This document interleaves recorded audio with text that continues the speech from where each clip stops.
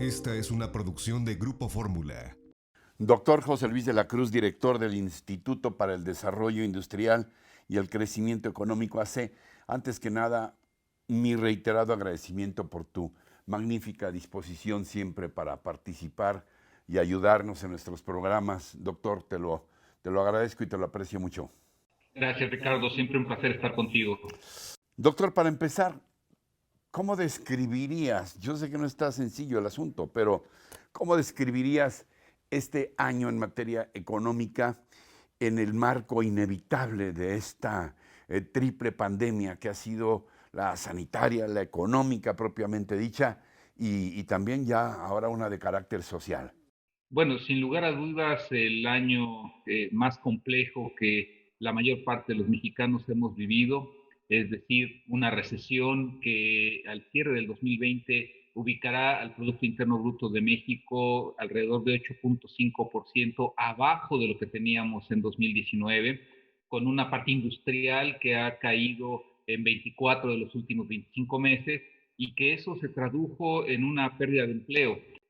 Con las cifras disponibles hasta el momento por parte del Seguro Social, se han perdido más de 700,000 empleos formales.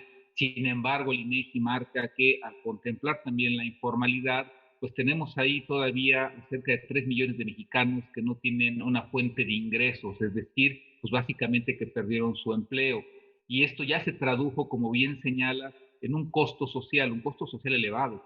La pobreza laboral que mide el Coneval, es decir, mexicanos que tienen empleo, que tienen una ocupación, pero que el ingreso que reciben no les alcanza para comprar una canasta alimentaria, se ubican en el nivel más alto desde que este indicador se mide. Esto es 44.5% de los mexicanos empleados y esa es la antesala a un incremento en las mediciones ya de pobreza. Por lo tanto, me parece que este 2020, un año que nos puso a prueba, que puso a prueba las estrategias del gobierno mexicano, pues lo que está dejando es un elevado saldo en términos económicos y sociales.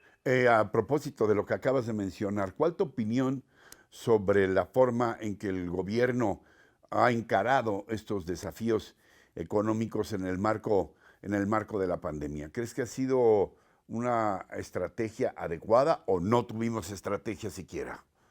Mira, a mí me parece que hubo estrategia, hubo una toma de decisión y en donde el gobierno mexicano optó por ir hacia el gasto social asistencial, es decir, dar dinero de forma directa a los segmentos de la población que considera estaban más expuestos a sufrir los efectos negativos de la crisis. El problema fue la magnitud de esta recesión que me parece no se dimensionó en su tamaño y en su profundidad. En este aspecto, lo que nos muestra justamente las cifras del Coneval es de que a pesar de tener estos programas asistenciales, el hecho de que se haya precarizado el mercado laboral, pues desbordó las cifras de pobreza laboral. Y esto fue el reflejo de ese millón de empresas que el INEGI reportó tuvieron que cerrar durante la pandemia, la parte más fuerte de la pandemia, y en donde lo que se repuso que fueron creaciones de micronegocios, casi 600,000, pues evidentemente no fue suficiente para compensar las pérdidas laborales. El INEGI habla de 1 millón de empresas, de pequeñas y medianas empresas, que además son las que generan empleos en su mayoría.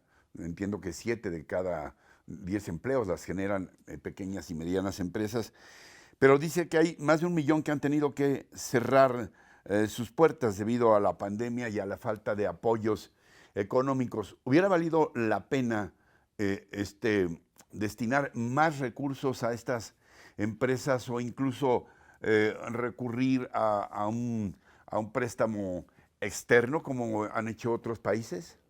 Mira, a mí me parece que aquí hay tres puntos que tuvieron que haberse contemplado. Primero, sí, ver como algo estratégico la preservación de las empresas, porque era la preservación del empleo y por lo tanto evitar el costo social que hoy empezamos a ver. Entonces, el primero era verlo como algo estratégico. El segundo, pues elegir las alternativas porque las sabía de cómo apoyarlas. Es decir, una parte pudo haber sido a través de deuda, un par de puntos de deuda como proporción del PIB, en realidad no habrían cambiado mucho el contexto de las finanzas públicas, y complementadas con los recursos de la banca de desarrollo, que ahí hay cerca de 400,000 millones de pesos que pudieron irse hasta sectores y regiones estratégicas, pudieron haber, me parece, no evitado la crisis, pero sí evitar algo, que el saldo de pérdida de empleo y el saldo de pérdida de empresas fuera tan grande, porque esas son las que vamos a necesitar para recuperarnos en 2021, para generar empleo e inversión.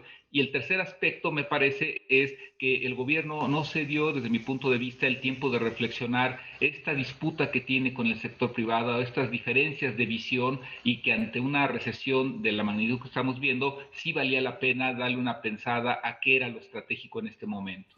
A propósito de las confrontaciones con el sector privado, ¿crees que es inevitable el que tarde o temprano, se pospuso la discusión un par de meses, pero que es inevitable que se elimine la práctica del outsourcing o de la subcontratación y con lo que ello puede implicar precisamente en materia de empleo o que haya una sobreregulación tan estricta y abundante que haga inviable esta práctica? Mira, a mí me parece que sí hay un elemento a considerar aquí, en el sentido de que se requiere preservar los derechos laborales de la mayor parte de los mexicanos. Hoy cerca del 56% de los trabajadores está en el sector informal. ¿Esto qué implica? Sí es fundamental garantizar que se cubran todas las prestaciones, los derechos de los trabajadores. Sin embargo, me parece que ir o pensar que el outsourcing es la madre de todos los daños, me parece que no es del todo adecuado. En realidad la mayor parte está en la informalidad y sobre eso no se está diciendo nada. Entonces creo que se debería de preservar el outsourcing en las figuras que garanticen el cumplimiento de los derechos laborales, que garanticen al mismo tiempo que las empresas mexicanas puedan tener los niveles de productividad y competitividad adecuados, y sobre eso pues, buscar impulsar la formalización del empleo, que es ahí en donde se pierde la mayor parte de estos derechos de los trabajadores. Ahora hablabas hace dos respuestas del decaimiento del Producto Interno Bruto, de menos 8 o hasta un poco más. ¿Cómo se explica entonces el fortalecimiento del peso, sobre todo en los meses y semanas recientes? Hemos tenido un peso que se ha recuperado frente al dólar. Aparentemente ahí hay una contradicción, pero dinos. Mira, yo creo que el fenómeno del dólar lo tenemos que ver en dos contextos. En la parte global, en donde el hecho de que la Reserva Federal de Estados Unidos haya bajado sus tasas de interés a 0% prácticamente, generó pocos incentivos para invertir en aquel país. Y en ese sentido sí hay una especulación muy fuerte en otro tipo de instrumentos y en otro tipo de inversiones. Entonces, lo que estamos viendo es un crecimiento del precio de materias primas, del oro, por ejemplo, e inversiones que buscan ir hacia donde se dan mayores rendimientos, en este caso, por ejemplo, los bonos del gobierno mexicano, que siguen estando por arriba de lo que da la Reserva Federal. Entonces, yo creo que en ese aspecto el fortalecimiento del peso en realidad tiene que verse como un debilitamiento intencional del dólar por parte de sus autoridades económicas, y más que estar reflejando lo atractivo de la economía mexicana, refleja lo atractivo de ganar intereses que en otros lugares del mundo no van a obtener. Sabemos que no tienes una bola de cristal, pero ¿cómo ves la perspectiva de la economía mexicana para el 2021, sobre todo en función de cómo está planteado el presupuesto, que para estos casos pues sería como la ruta crítica, ¿no? La carta de navegación? Mira, lo que ya conocemos en la parte de presupuesto público yo creo que da un piso, pero no da el factor de crecimiento que México va a requerir. Me explico. En estricto sentido, el gasto de gobierno no va a crecer en términos reales para el año que entra. Básicamente, el Estado mexicano decidió ir con un presupuesto similar al que está ejecutando en este año.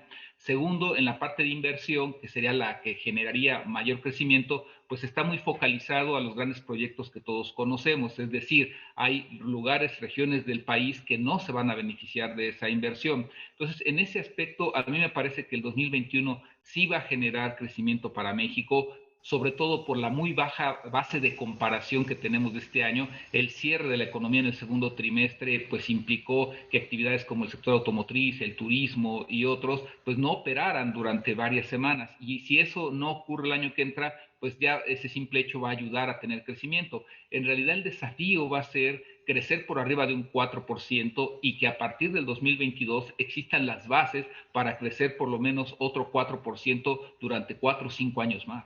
¿Algo más que quieras comentarnos sobre el actual momento, la perspectiva, lo que tú quieras, algún otro aspecto que te llame la atención de lo que hemos vivido y de lo que estamos ya también por vivir?